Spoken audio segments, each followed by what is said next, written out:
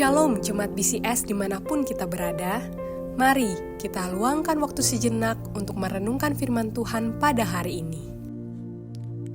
Bapak Ibu yang terkasih di dalam Tuhan, hari ini kita akan membaca dari Hakim-Hakim pasal 7 ayat 2 sampai ayat yang ketiga. Berfirmanlah Tuhan kepada Gideon, terlalu banyak rakyat yang bersama-sama dengan engkau itu daripada yang ku kehendaki untuk menyerahkan orang Midian ke dalam tangan mereka. Jangan-jangan orang Israel memegah-megahkan diri terhadap aku sambil berkata, tanganku sendirilah yang menyelamatkan aku.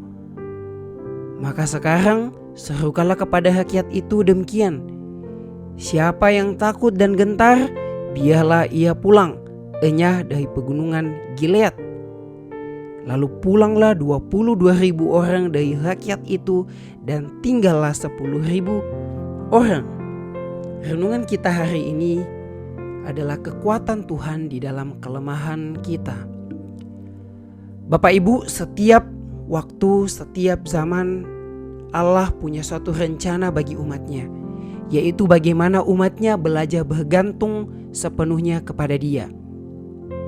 Ketika Tuhan memanggil Gideon untuk menyelamatkan bangsa Israel, Gideon sesungguhnya dihadapkan dengan suatu tugas yang sangat berat, karena dia harus menghadapi orang Midian, suatu musuh yang sangat besar.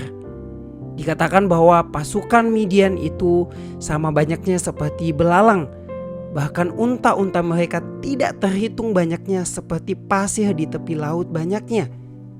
Sedangkan pasukan Gideon hanya berjumlah 32.000 orang, pasukan yang sangat kecil dibanding dengan pasukan Midian.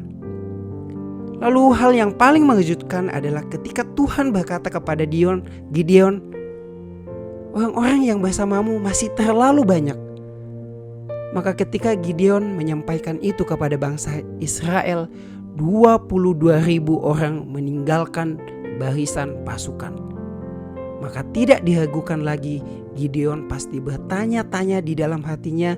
Dia menghitung pasukannya dan dia mungkin mulai bertanya, bagaimana dia bisa berhadapan dengan pasukan Midian hanya dengan jumlah pasukan yang sangat sedikit.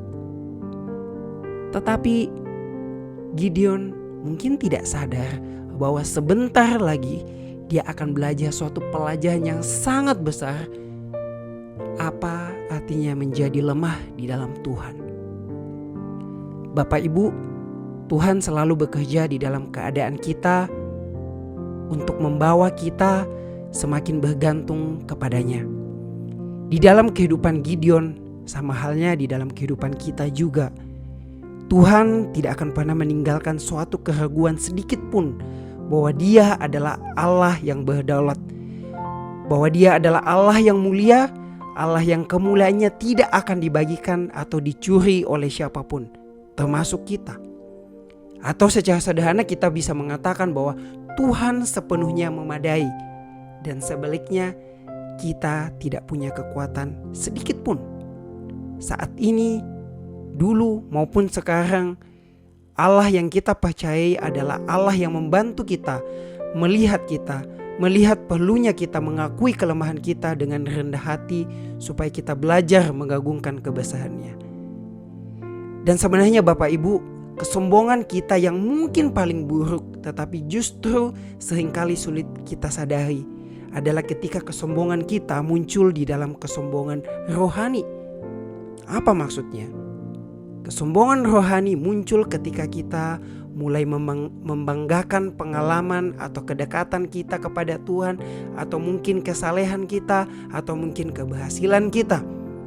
Itulah yang disebutkan oleh Paulus di dalam 2 Korintus 12 ayat 11 ketika dia menyinggung rasul-rasul yang merasa dirinya sangat luar biasa. Mereka menceritakan pengalaman hidup yang spektakuler, seolah-olah bahwa Tuhan memberikan mereka kekuatan yang luar biasa. Tetapi Paulus di sisi sebaliknya, dia justru mengatakan di ayat 6 bahwa justru di dalam kemegahanlah dia belajar untuk melihat Tuhan itu dengan lebih besar. Ia paham betul bahwa kerendahan hati, kelemahan, dan ketidakcakapan adalah kunci agar dia berguna di dalam kerajaan Allah. Itu sebabnya Tuhan selanjutnya mengurangi pasukan Gideon menjadi hanya 300 orang. Dan dia akan mencapai rencananya dengan begitu hanya sedikit orang itu, sehingga ketika kemenangan datang, Gideon dan semua orang tahu bahwa sumber kemenangan itu adalah dari Tuhan sendiri, bukan di tangan mereka. Bapak Ibu, biarlah di dalam keseharian kita mulai belajar untuk mengingatkan diri kita bahwa hanya Tuhan yang membawa kemenangan di dalam hidup kita. Kita harus belajar untuk menyadarkan diri kita bahwa kita tidak sanggup kecuali ketika Tuhan menolong kita, Tuhan membantu kita. Termasuk di dalam kehidupan kerohanian kita. Marilah kita melihat kehidupan kita dari sudut pandang brokenness, bahwa hidup kita adalah kehidupan yang penuh dengan kelemahan. Tetapi justru di dalam kelemahan kita itu, kita berjuang untuk melihat kebesaran Tuhan.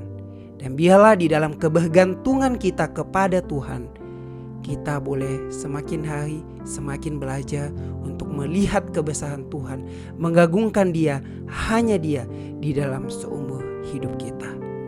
Mari kita berdoa. Bapa, tolong kami hari ini untuk melihat bahwa kami butuh Tuhan, bahwa setiap kemenangan kami hanya mungkin karena Tuhanlah sumber kemenangan itu.